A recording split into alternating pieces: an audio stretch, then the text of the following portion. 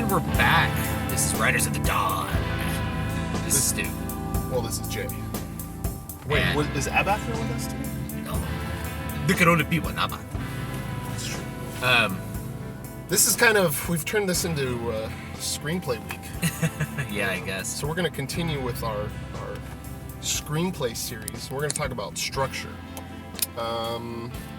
Yesterday we spent a lot of time talking about Save the Cat, which we hit on a couple structural points, and I think we'll try and tie those in, those kind of vocabulary words that they use in Hollywood. But we're going to talk about a couple other plot structures. So yeah, so there's if you're writing a book, there's a million different ways that you can format or structure your narrative, and structure doesn't always have to be completely apparent to the reader or to the viewer in a screenplay. In fact, in most cases, a screenplay, or when you're watching a movie, some sort of act structure is not always readily apparent, and that's because everything goes together. What you really have structurally in a movie is a bunch of scenes. And the scene is really like the unit of construction. Same thing with the play for the most part. You may have act breaks in a play for various reasons. You don't usually have those same act breaks in a movie unless you're watching something like Lawrence of Arabia. Or Monty Python for fun. Yeah, so you're not going to have these specific act breaks that are really, really apparent to you. Things just sort of go. You have a bunch of scenes, and then you have the end of the movie. So it's probably wise, if you're looking at what you need to focus on, is writing good scenes. Yeah. That's probably the first thing you should think about. Can you write a good movie that's nothing but a collection of good scenes? Yes. Let's call every Quentin Tarantino movie ever. Quentin Tarantino's movies don't stick to this act structure. It's all about the dialogue and the writing within each scene, and that's where the quality emerges for the most part. Right. If you think of a scene as the building block for your movie, and you take it down from there, your dialogue is what's building your blocks. Your scene description is part of that as well. But when you stack these blocks together, that's what's going to inevitably be the shape of your screenplay. So one thing we've talked about in the past for screenplays is the 3-act structure. Now, we mentioned a couple terms yesterday with Save the Cat. The specific ones I want to hit on are the Save the Cat moment,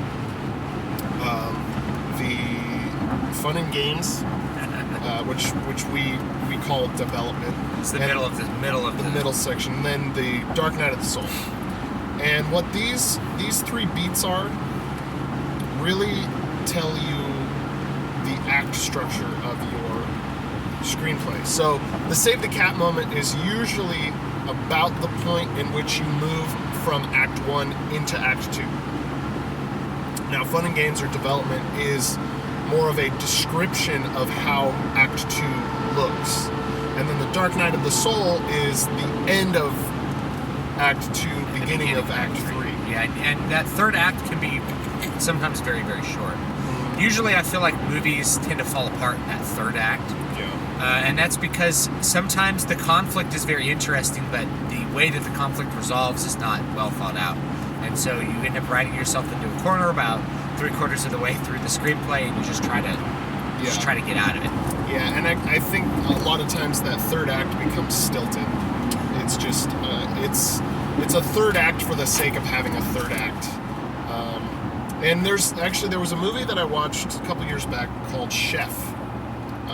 It was an independently made film, and it really only had 2 acts, which was interesting because you get to a point where in a Hollywood film, basically this 5-star restaurant chef goes independent and ends up running a food truck.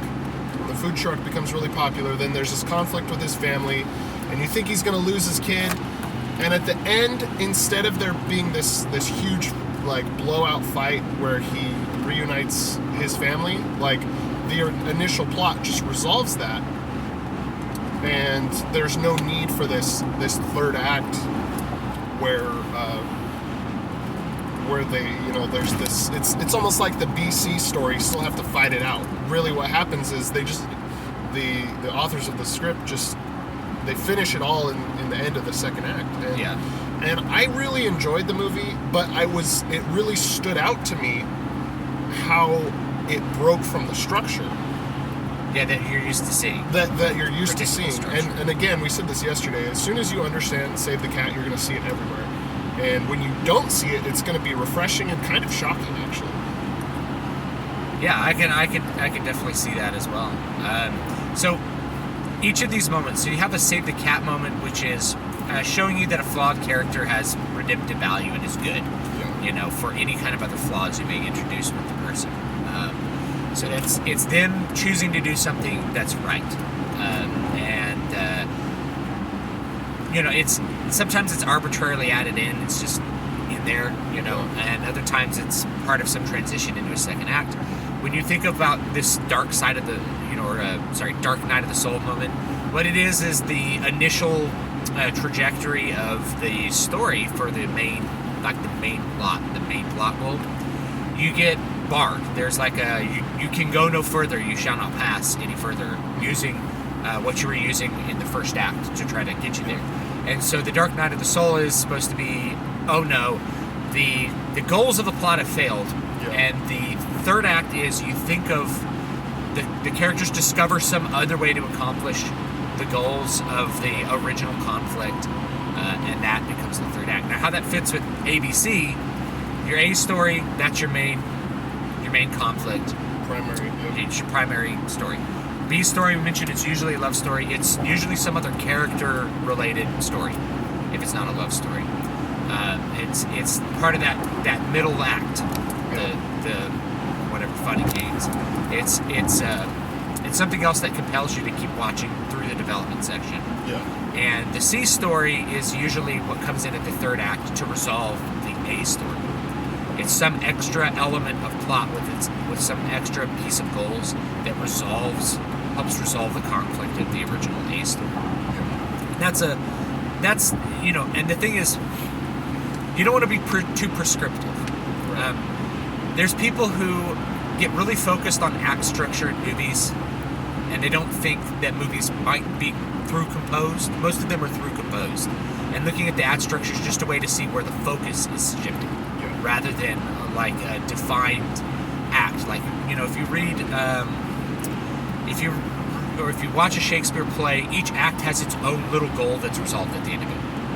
If you read Merle Moss, Blood Drinker, my book, I have 5 acts. Each act has its own plot goals that get resolved within like the greater arc of the narrative.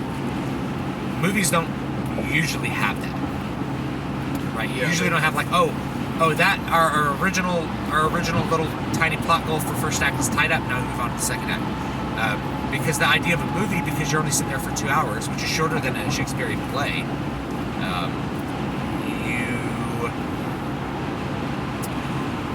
you really have to keep the tension controlled and lasting for the entire 2 hours. That's what I'm getting. Yeah. So one thing that I think about with especially a C story, sometimes it can be, that C story can be something as little as a gag that if it's a comedy, let's say, it can be a gag that you introduce in the first act that kind of is a running gag, and then it somehow fits in with this very last plot point. And I think a great example of this is, if you've ever seen the television series, The IT Crowd. Now, this is kind of slipping away from screenplay structure, but the IT Crowd does this really well. And so, for example, it's about 2 IT professionals and their manager who has no idea what she's doing. So it takes place in like the early 2000s. In one episode, one of the main characters gets a new phone, but he says, "Oh well, the vibrate setting on it is really weak." And the other character says, "Oh, I can fix that for you." And it seems like this nonsense. Like, why are they talking about this? Because it has nothing to do with the established plot structure at this point. But you see that they're having fun with it, and they're like holding it, and it's like shaking their entire arm. It's like it's it just seems like a fun gag. But part of the main plot structure is that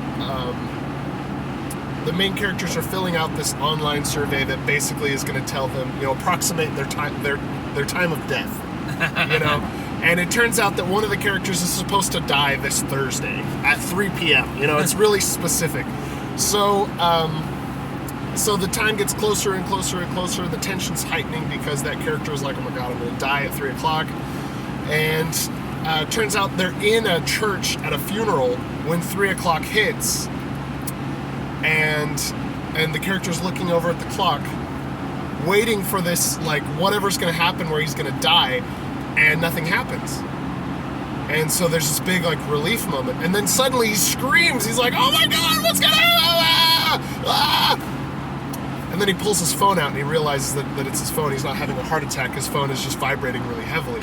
And it's like this seemingly inconsequential gag is what has this big tension release moment at the very end of the episode. If you haven't seen it, it's on Netflix. The IT Crowd.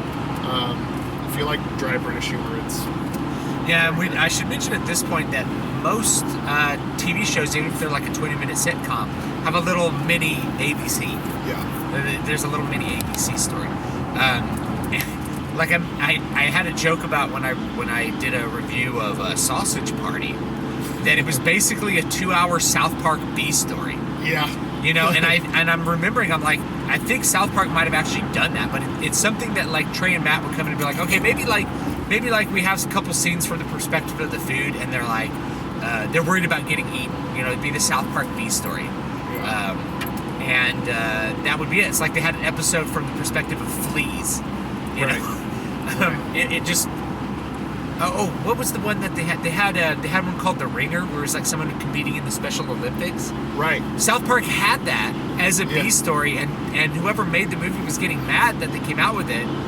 But they didn't even know about this movie called The Ringer, and like we didn't think it was good enough for an A story. Yeah, Trey and Matt were just like, we didn't even think of exactly. We thought it was just good enough for like a B story of a 20-minute sitcom. We made a whole movie about it, and then, of course, I think that was the Jackass guys who did that. What's the primary guy's name? I can't remember. Johnny something.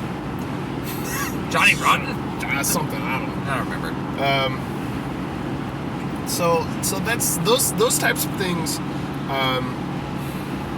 That shows a lot of polish, is being able to take something like that and it still be relevant at the end. It's important not to make one of the first mistakes that we made, which was just hang a lot of gags on a tree and hope that it makes a story.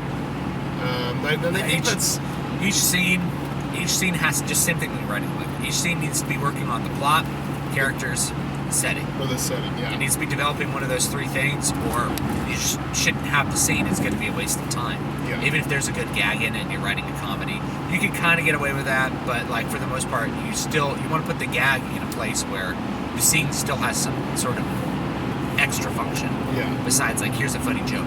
Yeah. And funny jokes still have a place, and But I say that, and there's still really funny movies like Monty Python, any Monty Python movie, that are basically just a collection of scenes.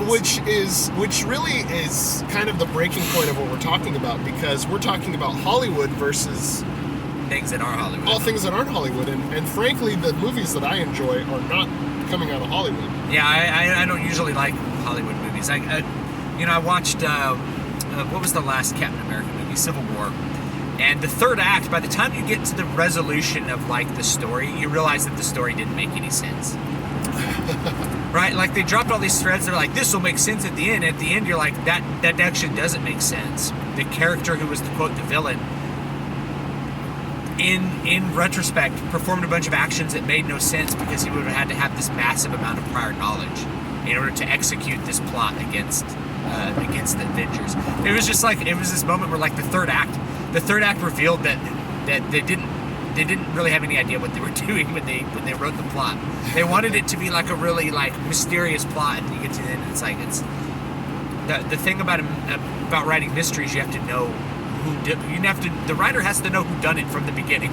Yeah. The writer has to be in on it. And it didn't feel that way. It felt like the writer wasn't in on it. And they're like, yeah, this guy was like, watched his family die, and this is a revenge plot. It's like, how did he would have had to know so much about this secret organization to do this that it's just completely unbelievable. Anyway,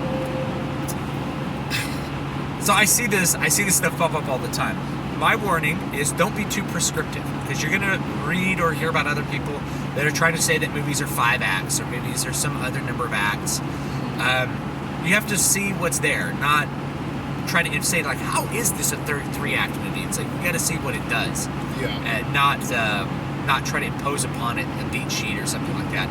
Sometimes when I'm watching a movie, it's like it's very obviously Save the Cat. Other times, you're going to be like, I wonder if this is the Dark Knight of the Soul. If you're doing that, then you're doing prescriptive analysis, which basically means you're not really analyzing what's there.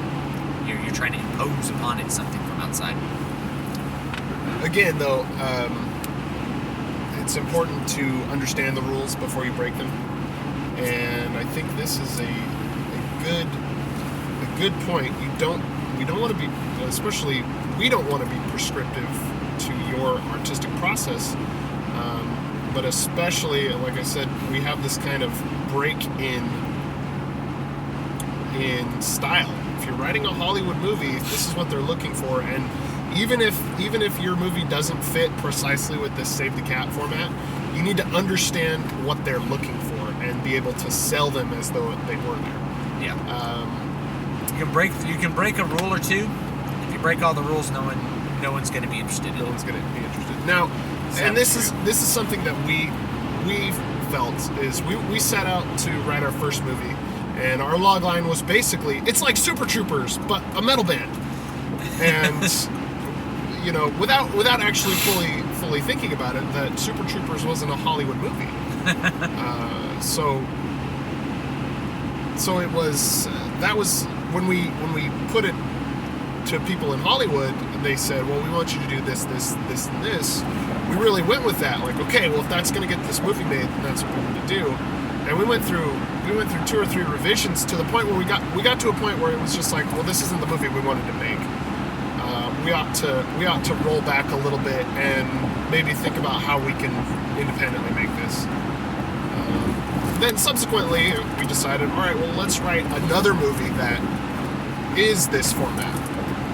And we did that. And we did that. So you have to think about what your market is. If you're an independent filmmaker and you have all the resources to do that, you're in a much better position to make your own decisions about your artistic goals. And from that perspective, your approach should always be, what is effective and how do I use it? Yeah. Like, what techniques are effective and how do I use them? Whatever those techniques are, whether they're in the writing or they're in the cinematography or something like that. Rather than, how do I'm going to write a 3-act movie and you just paint by numbers. Right. Because the idea of a 3-act movie is that there's something effective about it. What's effective about it? Well, we mentioned, you have development of characters and setting. You get to the end. You have a strong sense of failure, that like the plot has failed, and then you are able to renew hope that the plot will succeed, extend the tension for a final few minutes, and then close up your entire movie. And if you think about some of your favorite movies or really famous movies, if you think about something like Star Wars, Star Wars has basically like a little 3-act structure, like what we've been talking about. So the first act is we gotta get these Death Star plans to the rebels, right? They're on Tatooine. First act's on Tatooine, and we're trying to figure out who can help me. What do I do with these? And then we figure out, well, we gotta go. Second act is them going and then basically getting captured at the Death Star, right? Which introduces a B story with Obi-Wan Kenobi and sort of Darth Vader that kind of resolves, where you're basically developing all the setting and the characters all at once. You learn more about Darth Vader, you learn more about Obi-Wan Kenobi, you have a strong tension of can we escape and be able to get the plans for this thing that we're inside to the rebels. You have all these threads of tension. Then you finally do escape. Like Obi-Wan dies, sacrifices himself so that you can escape. Then you have this final third act where the Death Star follows them to the Rebel base, and now they're in immediate danger, right? So we heighten up the tension, and it looks like the Death Star is just going to blow up their planet before they can mount any kind of defense. And so they attack it with, little one-man fighters. There's a 15 or 20 minute long just attack scene of the Death Star, and George Lucas was really, really good at keeping the tension high throughout that and keeping you interested. You compare that same scene to Force Awakens, which just repeats the plot of the first movie, and it repeats a lot of the scenes. There's a scene where they attack the Death Star. In Force Awakens, there's about 90 seconds of them attacking you versus 15 minutes. It's like exponentially larger. The entire third act is them defending the base and attacking the Death Star. And through that, they accomplish the goals of the original plot, destroy the Death Star. Yeah. So there's a really easy way to think about how this stuff sort of fits in.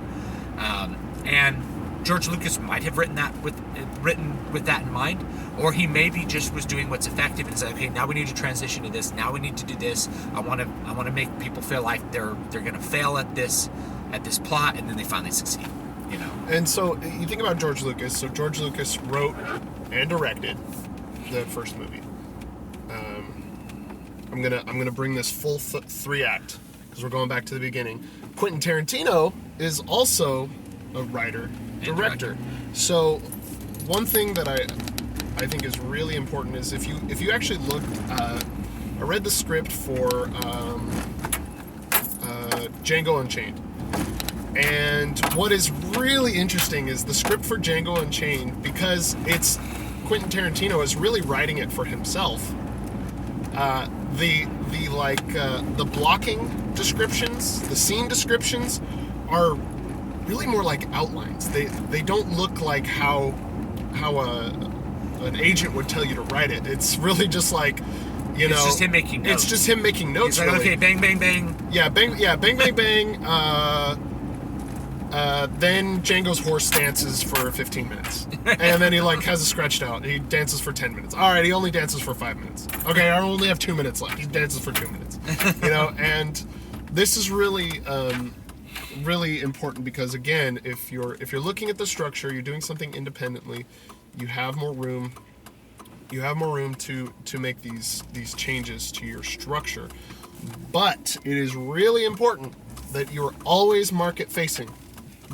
Whatever that market is. Whatever your market is. And so this is something we talk about with our music students, is you have to know what your demographic is, what they're interested in, and the same thing for your movie. Now, again, and this goes back to books too, when you're thinking about your demographic, a lot of times, for me, the people that I want to buy my book are people like me. And because I know myself. I don't know other people. I'm not a 16-year-old in 2017, so I'm not going to try to sell my book to a 16-year-old in 2017. Because I'd probably just look like an idiot. There's a bunch of messages out there that's like, oh, artists should just make for themselves and they shouldn't worry about the market and capitalism bad, Right. Hey, the question is whether you want people to read your book. Yeah. The question is whether you want people to look at the script or whether you want people to watch your movie. And if you want to express something to another person, you have to be aware of what another person is going to respond to. Yeah. Rather than just, of course you write for yourself. That's easy, right? It's easy to do things for yourself. It's a lot harder to try to communicate things to other people because the whole point of art is to communicate something, not to just communicate. There's no need to communicate to yourself because you already understand what the message is because you created it. So this idea that you got to create art only for yourself is frankly very, very juvenile, and also is going to make you a very unsatisfied artist because you're going to be like, well, I like my art. Why doesn't anyone else like it? It's like, I don't know. Anyway, that's it for today. That's it for today. This has been Riders of the Dawn. This is Jay. No, wait. Yeah, this we is did Stu. it again. And this is Jay. You can find me at MatthewJWellman.com. You can find me at davidvstewart.com. You can email the show stu@davidvstewart.com. As always, and we appreciate you watching.